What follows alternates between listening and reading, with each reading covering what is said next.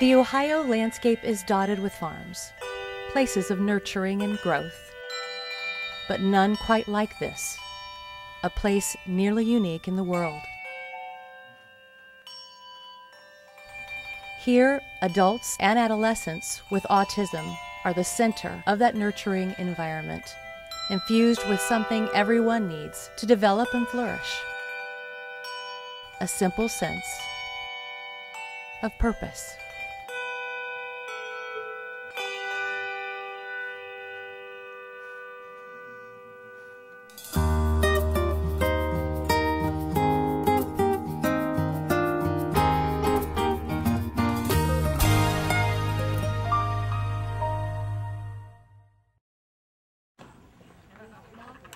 Dawn breaks at Bittersweet Farms in the rolling hills of northwest Ohio, and it's another day filled with purpose for the adults and adolescents with autism who call it home.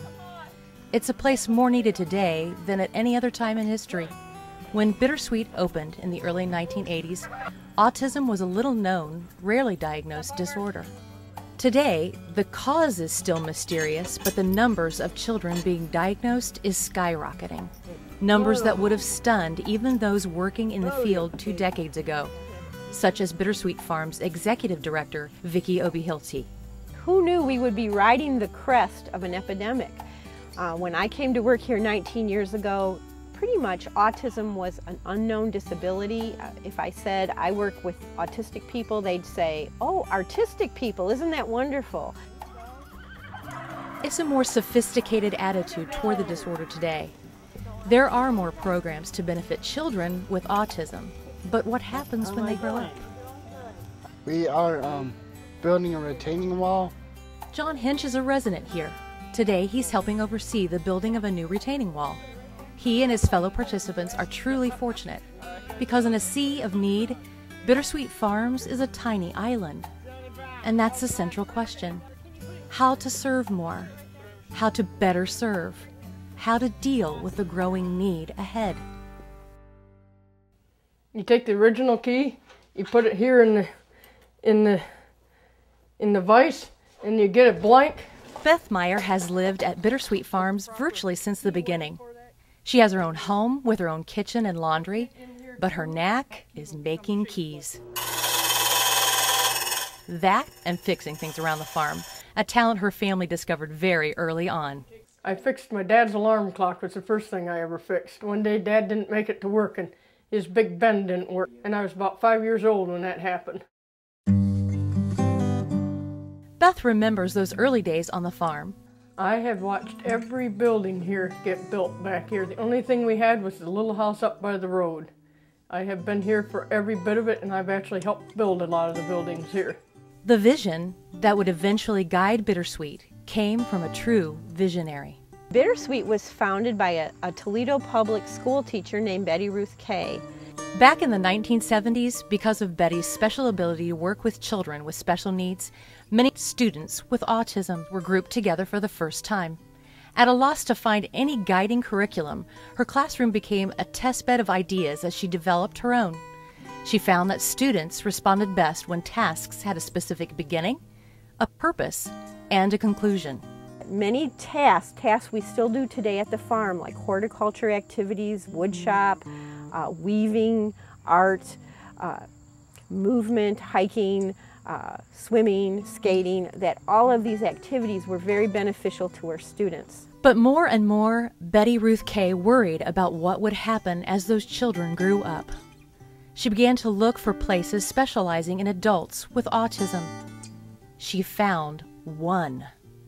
A group farm environment 4,000 miles away at Somerset Court, England. In 1983, with the help of a dedicated group of parents and professionals, Bittersweet Farms was born, modeled after Somerset Court. The inspiration for the name came as a group of parents walked the property for the first time, along a country lane lined with bittersweet vines. And one of the parents said, "You know, bittersweet, isn't that a perfect way to describe what it's like having a child with autism?"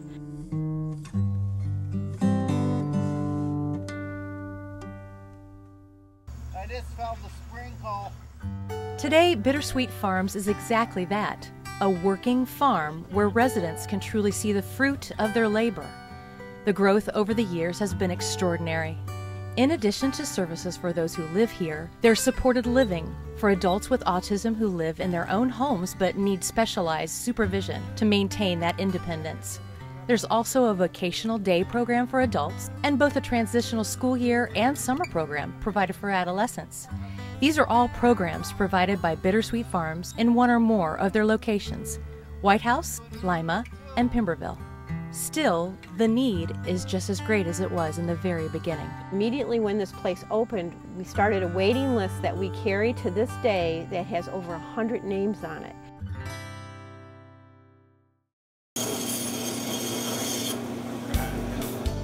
Bittersweet has always been a place of new beginnings, of finding a purpose that others might not see.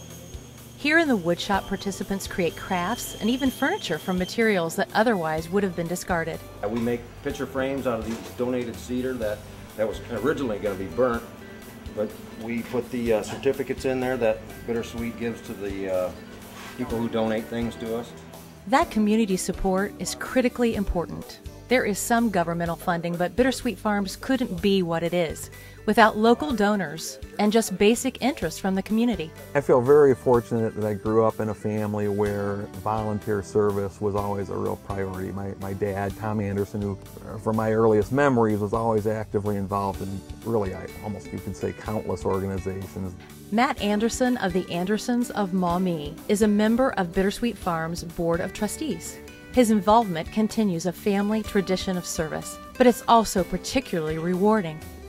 We're hardly scratching the surface even still, but it makes everybody feel good that something that was so good for people for so long, we're now be able to reach out into the community, because autism is such a difficult problem for parents and families to contend with. Involvement such as this will be even more important as Bittersweet Farms looks to the future. As the incidence of autism grows at what experts believe will be epidemic proportions, who will be there when those children reach adulthood? I mean, everything you see in the literature, and it seems like it's a bit of a mystery, is that the incidence just keeps increasing, and so the needs it's exponential compared to what we're even able to serve. We have always lived from the beginning with the pressure of knowing how much need was out there, but now that there's such an increase in the incidence of autism and these children are growing up, the pressure is tremendous and the need is even greater. There's internal pressure too, not just to grow to meet the need, but to maintain the philosophy and quality of services that have guided Bittersweet Farms from the beginning.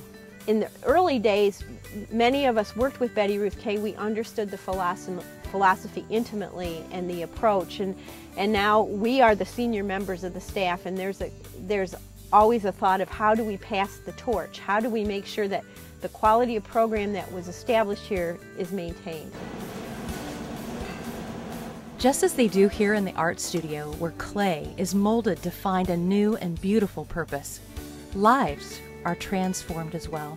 Just throw a slab of clay on the table as a background, adds a texture, attaches the birds, and signs his name, and he's got a one-of-a-kind original. Original. One of a kind. Adjectives that fit Bittersweet Farms itself perfectly. We don't fully appreciate how incredible this place is and how unique the services are to be provided. I mean, it speaks for itself that people they come from all over the world to see how they can model programs after what we do here.